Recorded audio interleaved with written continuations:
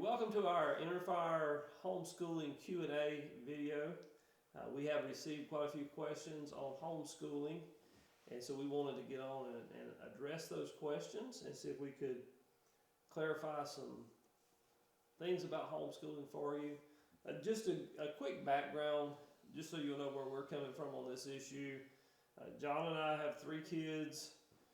Hannah is the oldest of those. We began to homeschool them when Hannah was in the 3rd grade, and we homeschooled them all the way through high school. So she has 2 younger brothers, and they were in 2nd grade and 1st grade when she was in 3rd grade. That's when we started homeschooling. So that was our experience. We took them all the way, all 3 of them, through high school graduation homeschooling, and I think they did okay, and we're proud of them. So we want to just share with you some of our thoughts that we had during that time to maybe kind of help you understand what homeschooling could be for you. Maybe you're considering homeschooling, maybe you're homeschooling now and just had some questions that you would like our input or thoughts on. So that's what we're going to do.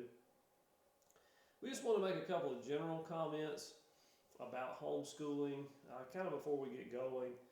And one of the keys that if you want to have a real effective homeschooling environment, the home itself is really where all that starts, right? And it needs to be organized and structured in such a way that it actually supports the schooling environment. Homeschooling, there are some misconceptions that they're almost 2 different things. You're doing home and then you're doing school. But really, when you homeschool, it's just one environment that melds together and becomes one. And so there's not a switch that gets flipped on at 8 in the morning and flipped off at 3:30 in the afternoon where, okay, now we're doing home before we were doing school. One key to that is just having a disciplined, structured home. If the parents and the kids are struggling just relationship-wise, and there's not, the parents are not the authority in the home, and if the kids are not being obedient to their parents, and there's constant bickering and back and forth, I can tell you your homeschooling is going to be difficult, and you're not going to find joy in it because, like I said before, you can't just flip a switch. If you've got that kind of an environment in your regular home, you're not going to be able to flip a switch and have the homeschool time be any different, right? So those are that's a base that needs to be laid, a foundation that needs to be laid for the homeschooling effort. And I would really love to do a whole video on that because I see a lot of parents struggling out there, and it's just something that's kind of near and dear to my heart, but we can't spend a lot of time on that. I just wanted to say that. Johnna, I wanted you to talk a little bit about the learning environment in homeschooling. Obviously, when you go to school, there's a classroom, there's a whole building or a whole campus set up for school. When you're doing it at home, that's not the case, but you made special provisions for ours, and I wanted you to just talk about that a little bit. Well, it's always nice if you have a particular spot that you can have your little classroom. That's always great. Doesn't have to be that way, but I can tell you that when we began, we were in a typical 3-bedroom, 2-bath house, and we actually took over one of the kids' bedrooms, put all the kids in one room so that we could create a classroom for our 3 kids, and we did our best to fix that up and make that just as warm and inviting, and learning being very much accentuated in that room with every little thing that we thought they needed, which wasn't a lot, but we thought it was important to let them know that their learning was a priority to us, to the point that we would put some effort into their classroom. That served us well. In later years, we were able to move into a larger house that had an extra room, and that was nice too. If you don't have that capability, do not fear. But most people do have a little corner somewhere where they can put a desk, put a chair, put a bulletin board or a bookshelf or something that lets the child know, this is my space. This is where it's been designated for me. And I think that's important, that the child realizes that the whole family is invested in this endeavor. And as a kid, it made it really kind of fun for us that we had our little classroom space, because I was coming out of public school. It was just kind of neat. It's like, oh, this is school at home, and just kids like that sort of thing. It made it really neat for us. I think we tried to make it was important to us to have a good start, that very first year. We wanted to have a good start to our homeschooling. So we kind of put forth a little extra effort that first day, first year, and I think it paid off. I think those are good points. And one thing I would just say on that is, throughout our homeschooling, and this started from day one, was we conveyed to our children the value of education, how fun it was to learn new stuff, and we tried to flip what we see in other environments where learning is kind of viewed negatively by kids, or as something that's kind of nerdy or thrown off on. I mean, we just promoted the love of education, and our kids really picked up on that, and they really looked forward to their classes. They didn't really dread homeschooling. I mean, everybody has their subject maybe they dread, but in general they enjoyed learning. And part of what you do in the homeschool environment is you teach your kids to educate themselves. Mm-hmm. They learn how to learn, and that's huge, because then when they go out to college or they go out on their own, they know they can self-educate. They're not dependent on somebody else to teach them every little thing. They can get a book, they can read it, they can go hands-on with something, and so that's very important outcome. And there's so much to say here. We have to get to the questions in a moment. Yeah. But one other thing I just want to say is that, well, I lost my thought. I'm sorry. Hannah might have to edit that one out. Well, I was just going to say also, as a child, if you love to learn, you will become a self-teacher. Mm-hmm. And I think that's kind of the process that I went through, is if you can instill that thirst for knowledge and learning in your child, then they will become independent in their learning because they seek that out. And I think homeschooling is really good for that.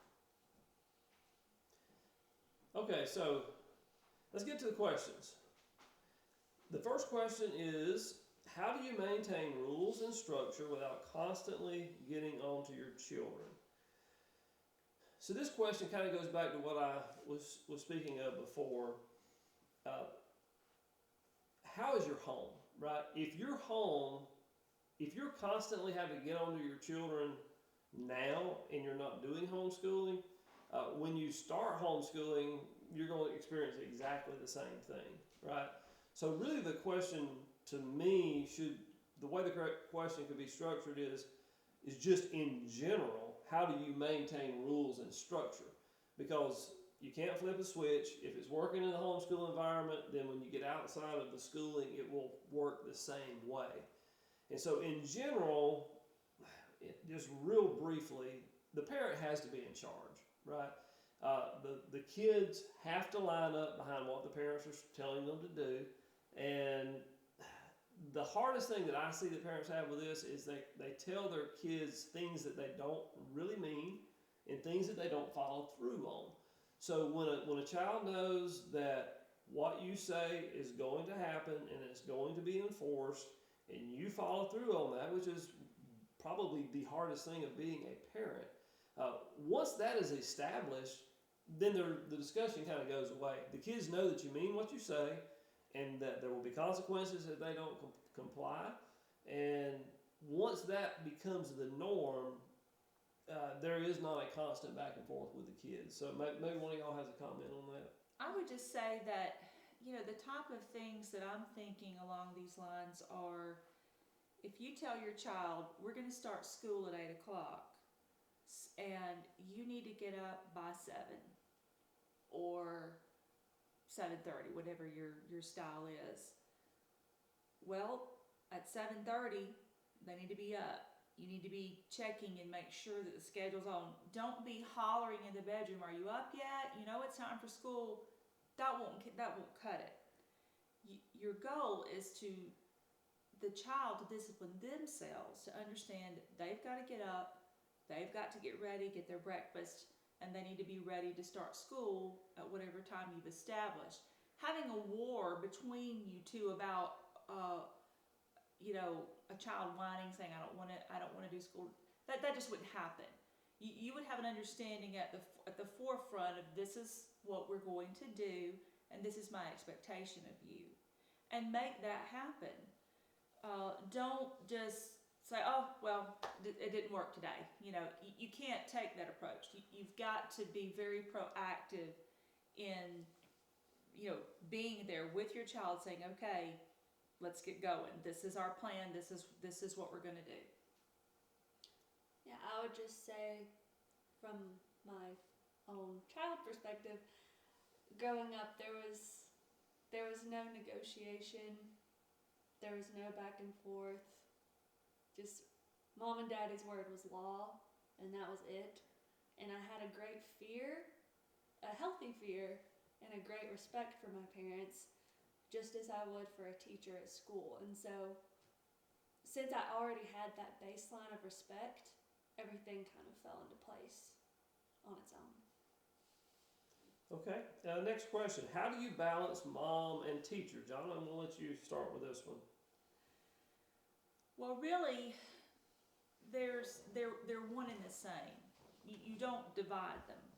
They are the same person. Okay. That doesn't. What that means is the same loving person that's a mother is a loving teacher too. The same teacher that has to discipline is also a mother that has to discipline. There's no difference between them. So I was my child's mother and teacher rolled into one. And when you start homeschooling, you'll understand that you may begin the day at a certain time, the schoolwork, but the teaching is going on all the time. You're not just teaching your kids academics. You're teaching them how to live. Amen. That's Every huge. day. Yeah. And if it's what time to get up, how to fix your own breakfast. Again, you're establishing guidelines and expectations for your children. And here's the wonderful thing. This is the thing that I love. Your child will catch on. Your child is capable at a very young age of following instructions. I think a lot of people underestimate children and what they're capable of handling responsibility-wise. They are able to do a lot more than most parents give them credit for. And it was kind of a joy for me to see a young child doing what I expected them to do. And it can and it will happen if you go about it the right way. And so there is no difference. You start to establish a really strong relationship with your child, and you don't have to change modes or change attitudes or whatever. You are both, and it's really fun. It's one of the most beautiful things about homeschooling, I think. Yeah, and again, it goes back. I couldn't agree more with what you said. You said it very well. But as I'm gonna go back to the whole parenting thing. When we have kids, our whole objective is to train them how to be adults, right? And to love them and to just bond with them. And kids should be a joy. I mean, we enjoyed our kids. It grieves my heart when I see parents that are distraught with their kids, because our kids brought us so much joy. We wish we had had a lot more just because of the joy they brought us. And so, throughout your parenting life, you're always teaching your kids from how to feed themselves, how to tie their shoes. I mean, unfortunately, in our society, we've lost some of that, and we don't teach kids how to wash the dishes and how to clean up after themselves. and how to do all these things. But that's what homeschooling is about. I mean, it's not just about math and English and science. It's about how to be a productive adult that knows how to carry on in life. And the academic part of it is just a part of it, and it just flows naturally out of everything else if you're parenting correctly. And so we found it to be a joy. So okay, next question. How do you teach grade school kids with toddlers? And so I'll let you take that one too, I guess. Well, I never was in that situation.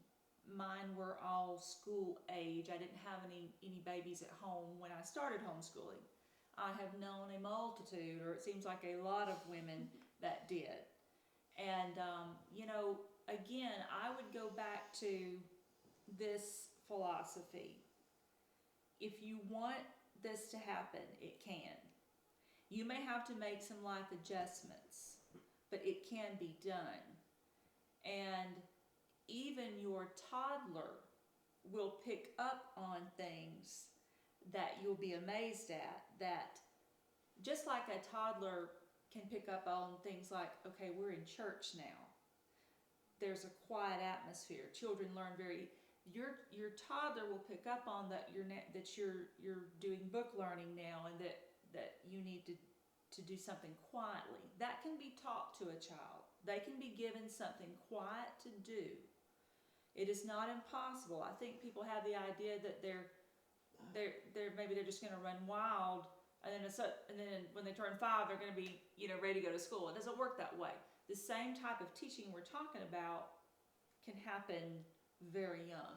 Well, if I could just interject right there, while kids are toddlers, if they have older siblings that are starting a formal education process, that's the time to start instilling into the toddler the joy of learning, showing them that, hey, your older siblings are now in school, and actually instilling in them the desire to join with their older siblings. And we far, far underestimate what kids are capable of.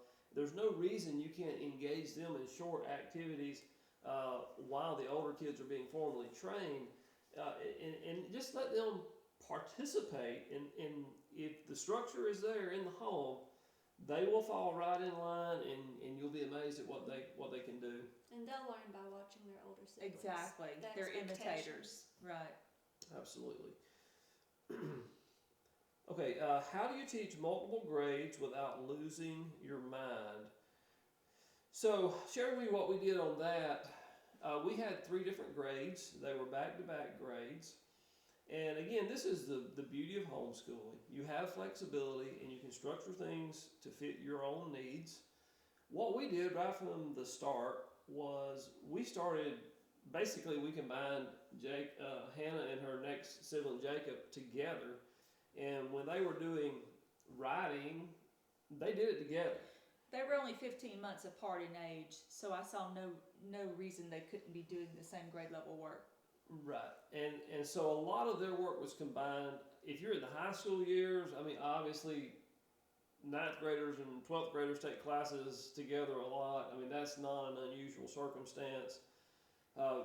The other thing I would say is if your kids are more spaced out, get the older ones involved in helping to teach the younger ones. It reinforces what they should have already learned. It builds bonds between them as they teach, and it helps the situation.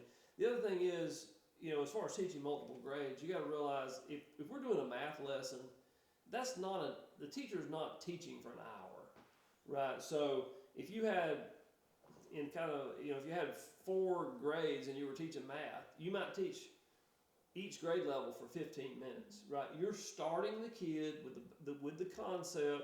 You go over that concept, and then they have an assignment to do, and they work on that. And that also goes hand in hand with the self-responsibility. Exactly. That homeschooling builds into that. It builds into that, and so you have to work that out. But it is very doable, and I think a misconception might be that when you're teaching math at home, you sit and lecture your kid for 45 minutes. which is just not the case. Is it- I mean, it you go almost never over the happens that way. concept, and if the kid catches on real quick, it's very short. They go right to their exercise, and you got to realize the things they're learning are very incremental. Just a very little bit of new stuff today, a reinforcement of what they did yesterday. So that's kind of how that works. Hopefully that clarifies that. Okay, next question. What all counts as credit for schooling? Baking, things like that. So what things outside of academics would count for school credit? So as you know, every high school graduate has a certain number of credits that they've got to complete, a certain number of courses. There's a ton of electives though. And, there are guidelines for each grade, but as far as what subjects could be taught under homeschooling, almost anything. You have a lot of flexibility in your curriculum and what you want to teach your child. Baking counts, outdoor things count. There's just a myriad of subjects that you can teach. And in our case, we spent a lot of time on music. And so we gave a lot of our extra time to piano lessons, voice lessons, group activities that involve music. Someone else, it might be a different area, but all of it counts. And when you fill out your paperwork as to what your subjects are, you have a lot of freedom there. Okay. How many hours a day do you do schoolwork? Hannah, you want to answer that one? What might a day for you have been like? Well, obviously it's going to depend on the grade, but from a very young child, like elementary age, 3 to 4 hours a day. Middle school, maybe 5 hours a day, and then high school got a little heftier, maybe about 7 hours a day. But there's also a lot of flexibility built into that. If you want to double up on one day and then take off the next day, you can do that. It just all depends. Yeah, I agree with your answer. That sounded right on track to me. And I would just like to add a comment here. In the elementary years, I allowed my kids to go out and play, I think twice a day. I allowed a recess time and I allowed a after lunch playtime. Probably, maybe even a little more outside play than they get in public or private school. I'm not sure, but I felt like that playtime, that time to exercise and get some of their energy out, was very helpful toward their progress in the classroom, because we all know that young children have a lot of energy and they're not necessarily ready to just sit behind a desk for hours at a time. They need to get out and play. And so I felt like in the early years it was helpful. It helped them and it helped me. It gave me time to regroup or do something I needed to do, and we didn't miss a beat in schoolwork. So. And I would also just add in, being homeschooled, of course, everything was homework. We didn't have homework in the evenings like kids who go to regular school do. So because homeschooling is so individual, the time is so focused on just what you need to do, we were able to get that done in a shorter amount of time. And so, in the evenings we could do whatever we want. Or maybe you wanted to chill in the morning and do it in the evening. It's up to you, but we didn't have that extra burden of homework after class time. It's all integrated together, which is really nice. Yeah, one thing I would say too about homeschooling, you can be very efficient with it. You can get the stuff done that has to be done, and then it gives you a lot of extra time to get the stuff done that is important to you. And as Johnna said, we spend a lot of time on music, but there's other things that, that's individual, whatever you deem important, and it does give you a lot of time for that. Okay. I work part-time, a day during the week and Saturday. Is it possible to have school 4 days a week? Would that disqualify them from doing a tutorial also? So this kind of just goes along with what Hannah just said. working part-time, doing school 4 days a week is totally possible. Because you set the schedule, you set what has to be done, and as far as the tutorial goes, our kids did a tutorial 1 day a week.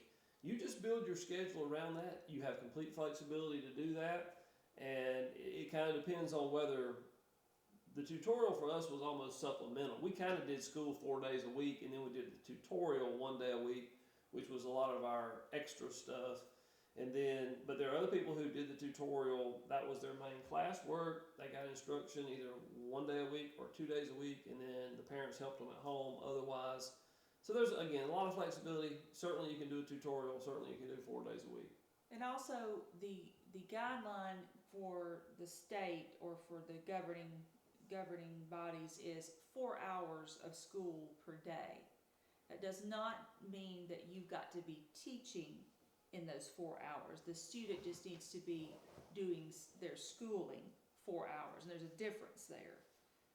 You might not be giving instruction every single day. What is the best resource for homeschool curriculum? John, I'm going to let you answer this one. Usually, people fall in different categories on this. I will tell you that I started out using Abeka. I bought the package, I bought the parent kit and the student kit, and we loved that. Everything was already laid out for us. I loved the simplicity of it, and we stayed with them the entire time. I never wavered from it. I knew a lot of people, though, that every subject was a different company. They had done a lot of research, and they liked some things over others, and that's fine, too. It will take a little time to research that, but I've heard a lot of good things, about differing companies and what they offer. So that will be up to you. The good thing about having a parent kit and like a whole package is just everything you need is right there. And they give you a lot of help. So, that is nice. But certainly if you are interested in really focusing in on, and maybe you've got certain subject areas that you feel strongly about. I know some people, apology as science, it had to be that for their own reasons. Go for it. But I don't know of a website that's the best or anything. I will say there's a lot of used stuff out there. You can find a lot of things on eBay, and I'm sure Facebook Marketplace probably has things like that. So it's definitely out there. Just from a kid's perspective, I loved Abeka. Some people hate Abeka, but I loved it. It was really enjoyable for me. I'm a very structured person, and for me, Abeka fit very well with my personality, and I highly recommend them to you. There's a lot of biblical wisdom infused into every subject that they offer, so I would highly recommend Abeka. It's kind of funny that you said that.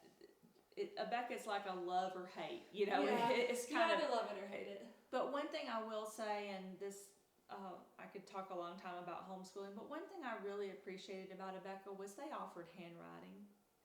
And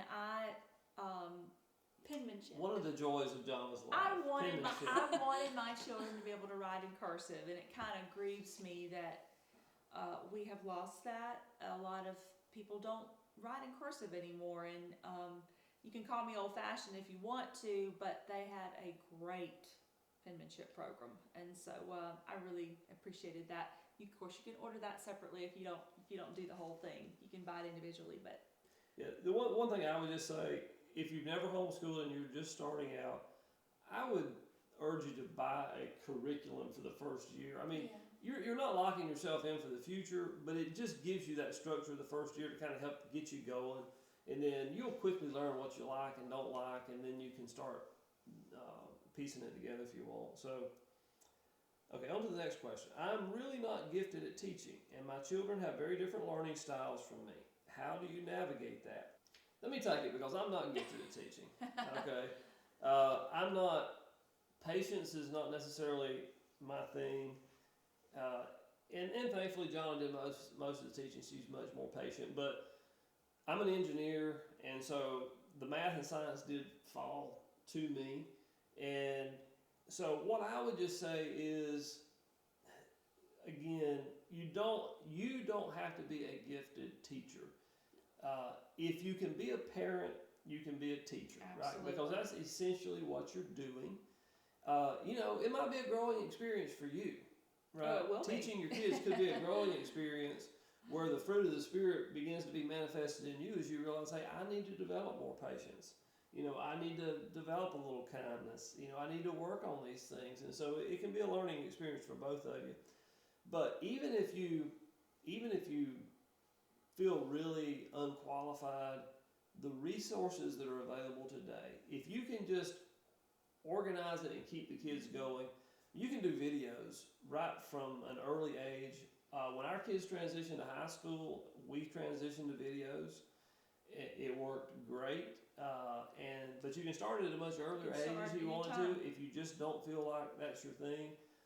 If you have classes that you struggle with, you can get involved in tutorials. Those are much online curriculum. There's online ways you can do it. So the thing that you need to keep in mind is there's much more to educating and raising a child than just teaching them how to do math and the proper way to do English, right? You're wanting to develop a whole person.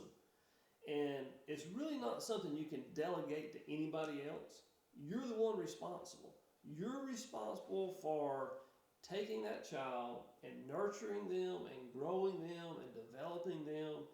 And so, can you teach math the best in the world? Maybe not, but I bet you can be a parent and you can help them through that.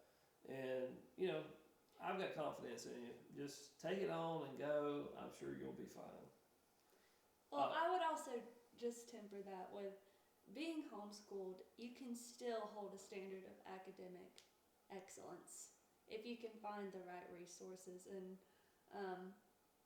of course, it's about raising the whole child, but you can also hold a very high bar academically for your kids, and they can,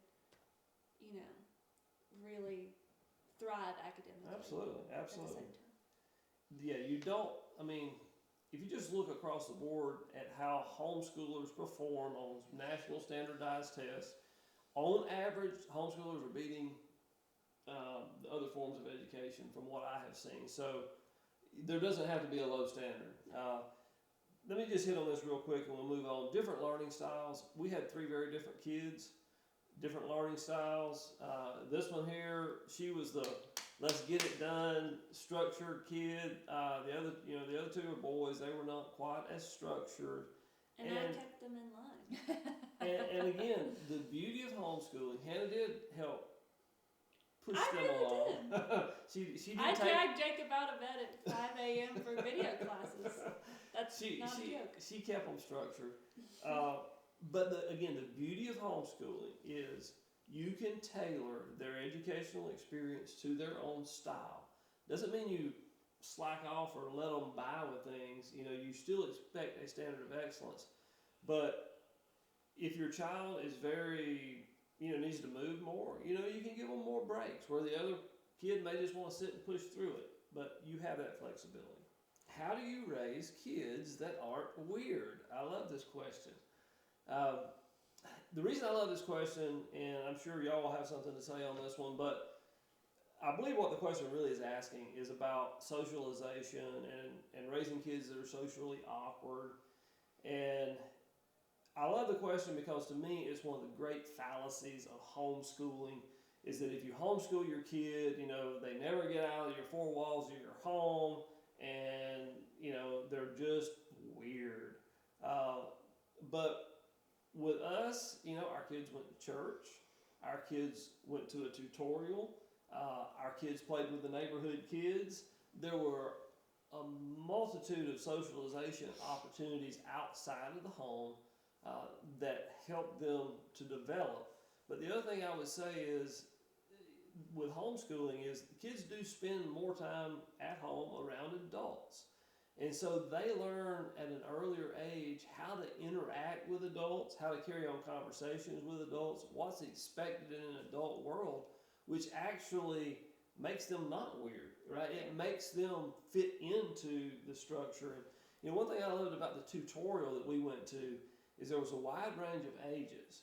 And it's one of the few places that I would go where a high school senior could talk to a second grader and they just meshed.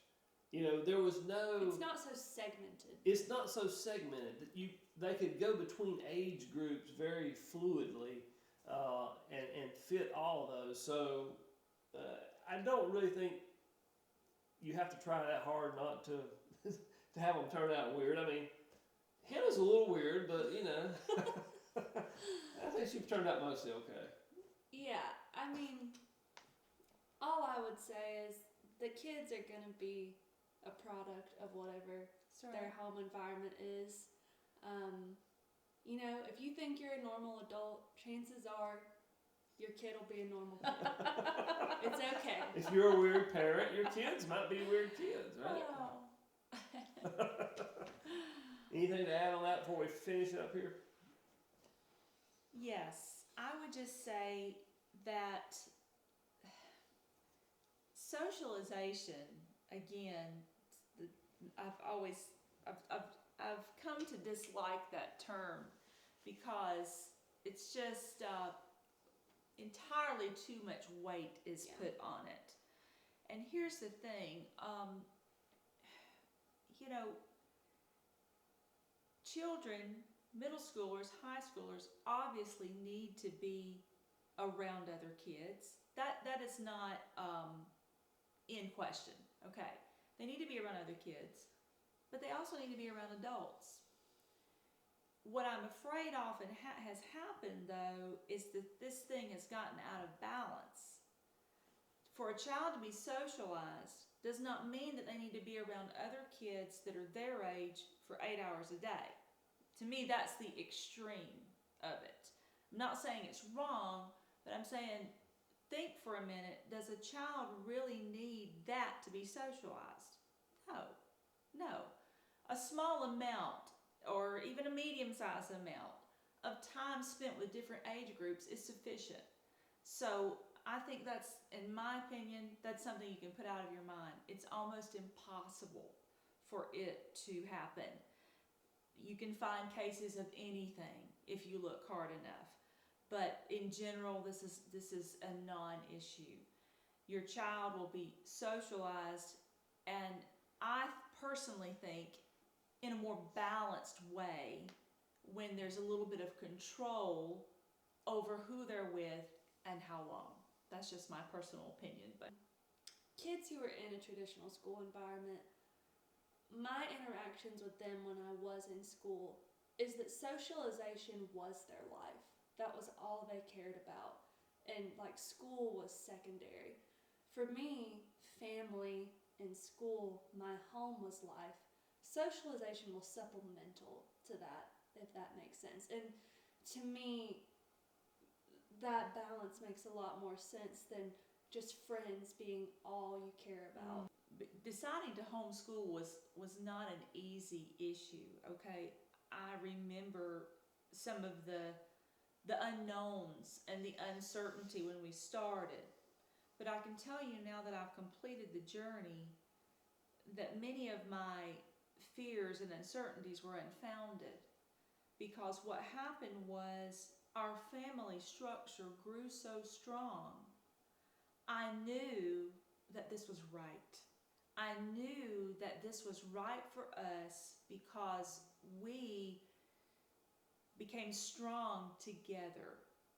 And we developed such close relationships, so much trust and so much faith in one another that I knew this had become much bigger than all of the things that I started out to accomplish when we began.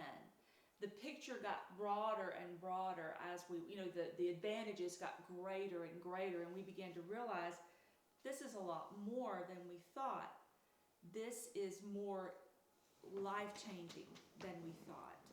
And so my advice to anybody that's interested in homeschooling is to try it. Try it. But if you homeschool for 1 year and let's just say it doesn't work out for you, it'll be okay. But you won't know unless you try. And so that's that's my advice on that. Very good. I've got some things to add to that. I want to answer this last question and then make some closing comments. How frequently do you recommend having homeschoolers complete standardized tests to measure competency and ensure the selected curriculum is working for your child? Each state has guidelines about if kids have to take the state issued standardized tests, so you'll have to follow those rules for your state. Outside of that, I personally do not see the need for standardized tests because you're going to be around your child every day. You're going to know whether or not they're learning the material. You don't have to go ask anybody. You'll be grading their work, and so you'll know if they're getting it or not. And to me, that's really all you need. You don't need a third party to say, yeah, you're doing a good job or not. You will know how your kid's developing, and maybe some areas where they need extra work or areas where they need even less work because they're just catching on so quick. So that's my personal opinion. Y'all, you agree or have anything you want to add to that? Yeah, I mean, I don't remember taking many standardized tests besides, getting up to the ACT and stuff. And in my case, we excelled, and it really just wasn't a problem. I think one thing you can get into is, and I do understand this, is when our kids had to take the test in, what was it, like fifth grade. Fifth grade and 7th or 9th grade. I forget, maybe. it's been a few years, but we did have to take the standard state test. And, you kind of think, well, I wonder how my kid's doing against everybody else. So when you're in the middle of it, you have that inkling, and maybe some pride slips in there, and you want to do really well. But I mean, we knew that our kids were doing okay because, like I said before, we were grading their test, and we knew they were getting the concepts. So I think you'll know. So don't just meet the state requirements, and then if you want to do it, do it. If you don't put your kids through it. So. That's all the questions, and just in closing, I kind of just want to reiterate some of what Johnna said. As we look back over our going on 28 years of marriage, raising 3 kids, the single best decision I think we ever made was to bring our kids home and homeschool. And that's a pretty big comment because we've made a lot of decisions over those 28 years. But it really did strengthen our family bonds. It also allowed us to teach the Bible every day to our kids. That was the first lesson of the day, every day. They learned so much that way from a spiritual standpoint. And we were just able to pour into them. We learned so much from them in the process. And so if you're on the fence, I would just go with what Johnna said. Give it a try and go into it with high expectations. Give it your all. I mean, these are your children that are on the line here, right? They deserve your best effort. That doesn't mean you put too much pressure on yourself or try to be perfect, but enjoy it and go at it with gusto. And I think you will find it very rewarding. I think your kids will enjoy it, and I hope it's as successful for you as it was for us. If we can help you in any way, reach out to us via our website, our social media. We'd be happy to answer questions one-on-one or give you any advice or instruction or help that we can. Because we do think it's very valuable. So, any closing thoughts? I would just say as a footnote, maybe I didn't bring this out, but we really had a lot of fun. We did. It was it's a lot of laughs and a lot of you spend so much time together that it's just great. We just had a great time, and it just wasn't a drudgery. We would look forward to our music lesson days. We would make a fun day out of it. We would, that was our Chick-fil-A lunch day, we went to music it was just fun. And we just had a good time. And I just wish more people could could experience that. Yeah, I would just say, beyond all the schooling stuff, what they were saying with the family bonds, you can't really put into words just how close you get by doing this because you're together all the time. For me, my relationships with my brothers just became like we were just so tight, and we remain that way to this day.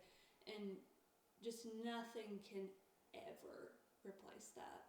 So, yeah, just keep that in mind. Hey, we appreciate y'all tuning in. We hope it's been helpful.